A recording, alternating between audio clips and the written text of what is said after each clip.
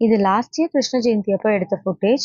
அழகா குட்டியா ஒரு கிருஷ்ணர வாங்கிட்டு வந்து, அவர நல்லா டெக்கரேட் பண்ணி, அவர் வாயில வெண்ணெயெல்லாம் தடவி, எனக்கு பிடிச்ச ஸ்வீட்ஸ்லாம் வாங்கி வச்சு நல்லா சாமி கும்பிட்டோம். பொதுவா ஒரு பிரெக்னன்ட் விமன் வந்து அந்த பீரியட்ல தன்னை யார் எப்படி பார்த்துக்கிறாங்க அப்படிங்கிறது வந்து ஒரு வாழ்நாள் ஃபுல்லா அவங்க வாழ்நாள் ஃபுல்லா ஞாபகம் வச்சிருப்பாங்க.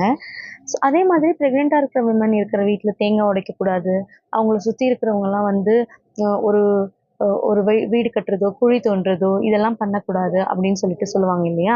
ஸோ அதனால எங்க அம்மாவும் எந்த ஒரு ஃபங்ஷனுக்குமே தேங்காய் உடைக்கல. வெறும் விளக்கேத்தி, பால் வச்சு சாமி கும்பிட்டு முடிச்சுருவோம்.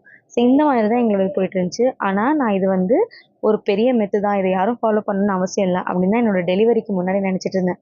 பட் ஆனா இப்ப நான் அப்படி சொல்லுவேனா அப்படின்னு கேட்டீங்கன்னா, கண்டிப்பா கிடையவே கிடையாது. ஏன்னா நாங்க கோ த்ரூ பண்ணது அந்த மாதிரி தான். ஒரு வேளை பெரியவங்க வந்து இதுக்காக தான் ஒரு சில விஷயங்கள் வந்து காரணமே இல்லாம சொல்லி வச்சிருக்காங்கன்னு தோணும். ஆனா அதுல கண்டிப்பா ஏதோ ஒரு காரணம் இருக்கும்.